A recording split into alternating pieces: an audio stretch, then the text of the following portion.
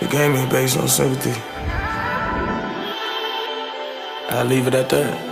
What's up, YouTube, man? It's your boy, Action Jackson. And in today's video, man, I'm going to be going over my game reactionary thoughts about the Week 3 preseason, the Cowboys versus Texans, man. Let's hop into this video, man. Let's go. All right, man.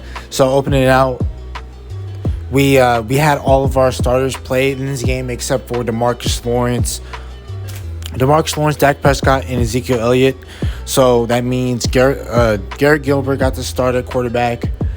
Most likely your projected offensive line went healthy with left tackle Tyron Smith, left guard Connor Williams, center Tyler Biadasz, right guard Martin, right tackle Lel Collins. Then you had your tight ends Jarwin, Schultz. Then you had your trio, your three-headed monster wide receiver. And then your starting two backs were Rico Dowdle and Tony Pollard. So to begin off the game, we started off with the ball, and Garrett Gilbert didn't do anything with the first unit in the first drive. He was holding on to the ball for too long, and that's just ended up being into sacks. And that's what happened in the first drive with him, was that he held on to the ball for too long, and he got strip sacked, and that caused for the Texans to have great field position. And then one thing I've noticed about this game was that as soon as Dallas would make any sort of mistakes, that's the only time that the Texans were only able to capitalize and score. So like I said, the first drive, Garrett Gilbert got strip sacked.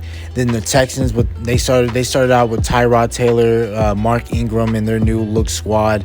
So they came out there and they was able to score because I think they started out on like the 20-yard line, so they were just right there in scoring distance of the offensive turnovers. We win this game, but like I said, it's preseason, and this is, Garrett Gilbert would not be starting week 1, so I don't expect so many turnovers from Dak Prescott.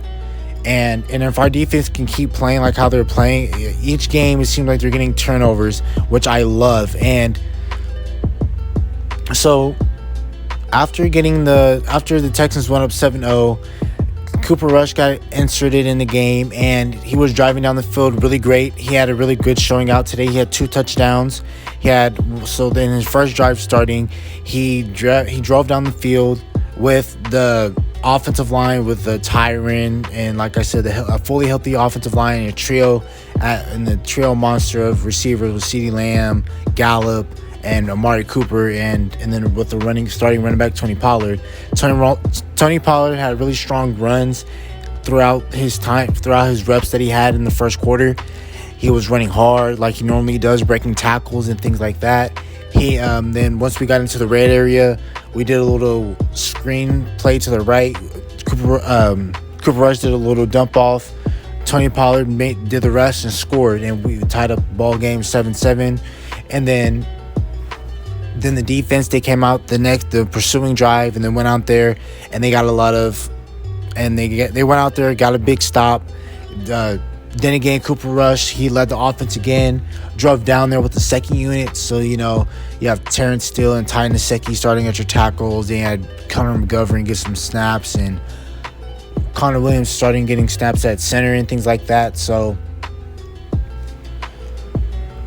man, Garrett Gilbert, I don't know, is looking really shaky right now in these. He's looking really shaky right now in the preseason. I know it's preseason, and these games don't really matter. So I feel like Garrett Gilbert is probably more of a gamer when the game actually matters. Like during the regular season, if he needs to be counted on during regular season game, he'll probably show out. But like I said, I don't expect any of the backups to start. I believe Dak will be fully healthy to start the season, and to have I believe he'll be healthy for the full NFL season. So I'm not really too worried about seeing the other quarterbacks. We're just seeing these in case Dak is out for a quarter or whatever. Probably gets like the air knocked out of him or something like that. If quarterback got to come in for a couple plays, hopefully that one of these guys can do it. I feel like Garrett Gilbert can still do it, but he hasn't really been showing it these past 3 games. So, like I said, if you take away the Gary Gilbert fumble, we probably scored on his first drive, and we'll probably win this game. But man, Ben DiNucci, like I said, the defense played amazing. But like I said, they were playing against the Texans, and the Texans, they don't have much firepower anyway. So it wasn't really much of a testament for our defense, like I said. But hey, confidence is confidence, and reps is reps. So as long as they're getting these reps against, they had one last week against the Cardinals, this week against the Texans, and then 2 or 3 weeks before they had it against the Steelers. So as long as the defense are getting turnovers and they're playing at a high speed, and the plays are simple for them and things like that. So as long as Dan Quinn makes it simple on defense, I felt like with the great talent, not the great talent, but we have great talent on defense, but it's not everywhere like how the offense is. But shoot, you make it simple. A lot of these guys like the Malik Hooker, Micah Parsons, Jabril Cox, Randy Gregory, you make it real simple for those guys, and your Jalen Smith and your Leighton Vander Esch, you're just going to make it real simple for them to ball out on the field. They don't have to think as much or anything like that. They know their assignments, and they know it on these plays when they call it the plays, and they just run to them.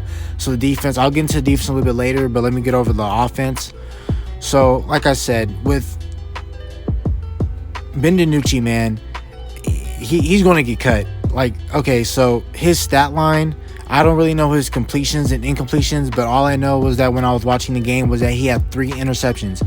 His first drive in there, he threw a pick 6 to top the game, 14-14.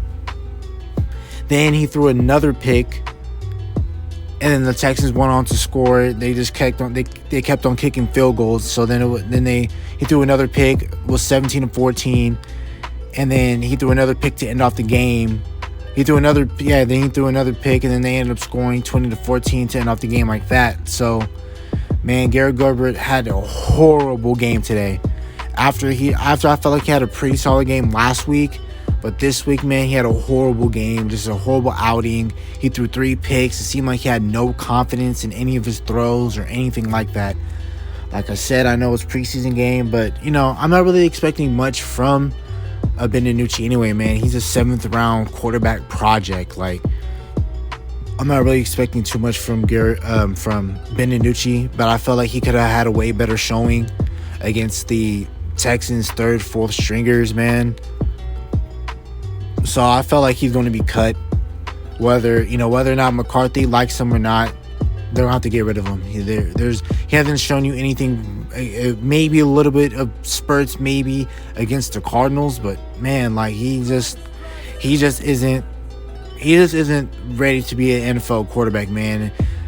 At least he made it to the NFL. Like, a lot of people can't say that, but it just seems like he just isn't NFL ready yet. I just feel like, I don't know, he needs to probably work on his game. Maybe going to CFL or XFL or something like that. No disrespect to Ben DiNucci at all, but I'm just saying, just what it shows on the film, it just really seems like he's not really made for the NFL right now, and that happens to some NFL players, So, heading into the defense, man. So, with the defense starting out with most of their starters, they did really well. I mean, except for the first drive, which really isn't their fault, because that's what would happen last year. Was that not really, because the defense was horrible anyway, but it seemed like the offense couldn't make any mistakes, or else the defense was going to be exposed.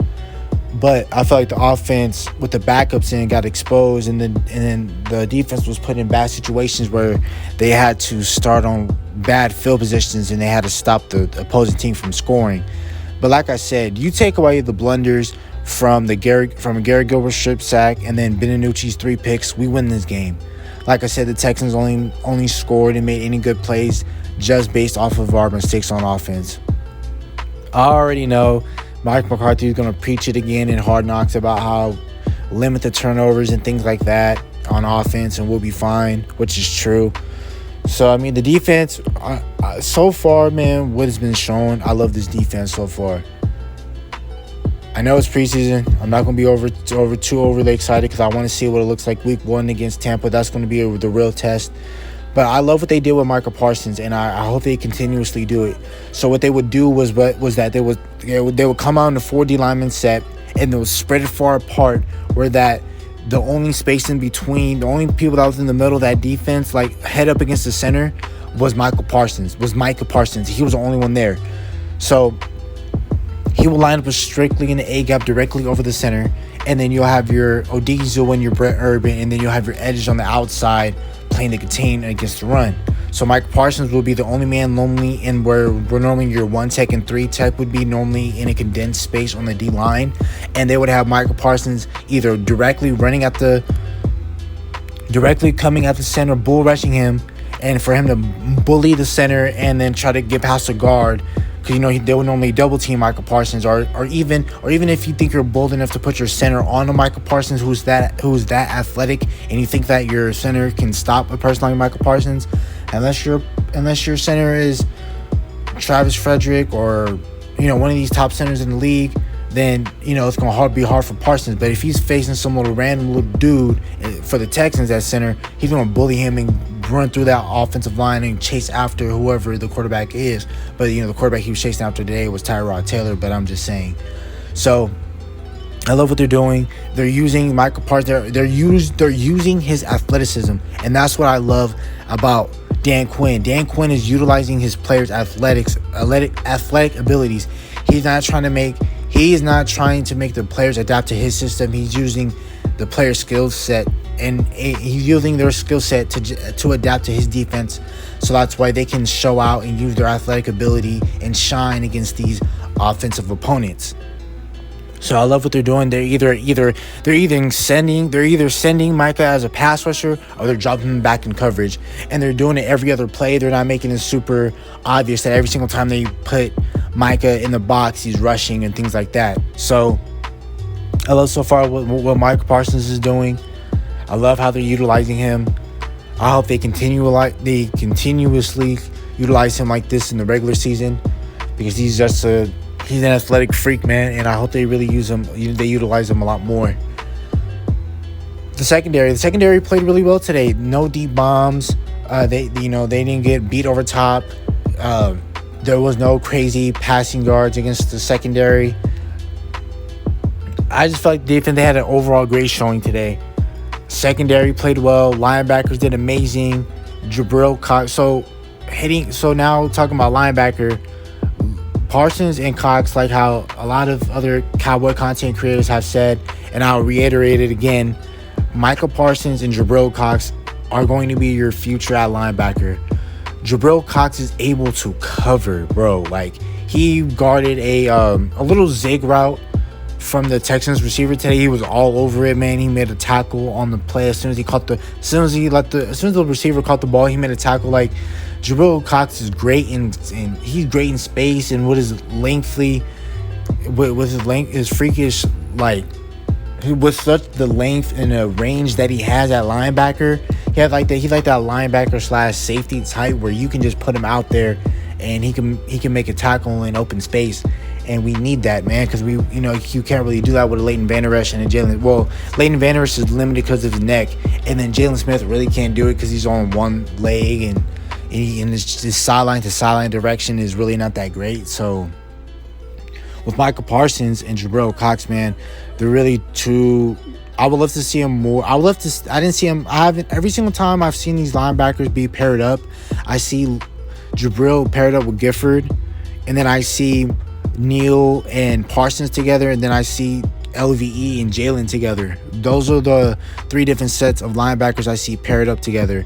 And the one I like the most is Neal and Parsons, but I like to see some different combinations between like a Vander Esch and a Neal, or like a Parsons and a Jabril, and like a Jalen and a Keanu. Like, I like to see the linebackers be switched up, but I like the way they have it. You have your two most athletic linebackers in there, Keanu Neal and Parsons, have the first reps, and then you move on with like a Jalen Smith, your more veteran seasoned dudes who had more experience in NFL games at linebacker with Vander Esch and Jalen, and then you move into your two inexperienced dudes with Luke Gifford and Jabril Cox when they're in at the third team defense, second team / third team defense. The score was 20-14.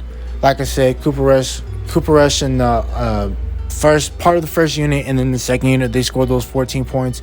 But most of Houston's 20 points came off of Gilbert's and Danucci's miss-ups, man. I love how the defense played. We sent a lot of pressure today. We picked up exactly where we left off with the same intensity, flying around, playing physical, everything like that. Like how we did against Arizona, we came out and we did it again against the Texans. I just hope this is continuous momentum. We bring this on into the regular season, and this transfers. And I love what Daryl Moose Johnston, and I forgot the other two respectable men on the Cowboys were announcers that were saying. They were saying like how everyone has been preaching to the choir about the offense is going to be great. Is going to be above average to excellent with Dak Prescott and Ezekiel Elliott and a solid healthy offensive line, and then your trio at wide receiver. We already know what our offense is going to look like. We were number one in offense in 2019. If the defense can just be better than what they were last year, we will be solid. Now, I ain't going to say we'll be no Super Bowl champs or anything like that, but I'm just saying we're going to be real solid. Like, I truly believe that defense just meets us halfway. That is easily a division. That's easily the NFC East right there. And then depending on how well your defense plays and your offense continuously just gets better and better and better, even better than what they already are, just now you're going to have those same weapons like how you had last year, because you still had the trio wide receiver, your tight ends, your quarterback, and your running back. The only thing you didn't have was just your offensive line. Now you get your offensive line intact with those receivers, it's going to be some shit. So, all the defense got to do is just meet us halfway, man, and we'll be solid. That's it. So, man, thank you guys for tuning in and watching my post-game discussion on the Texans versus the Cowboys preseason week 3. Thank you, guys. I will definitely do a post-game discussion next week on the 29th against the Jacksonville Jaguars. Hope you guys have a nice day. See you guys in the next video. Bye.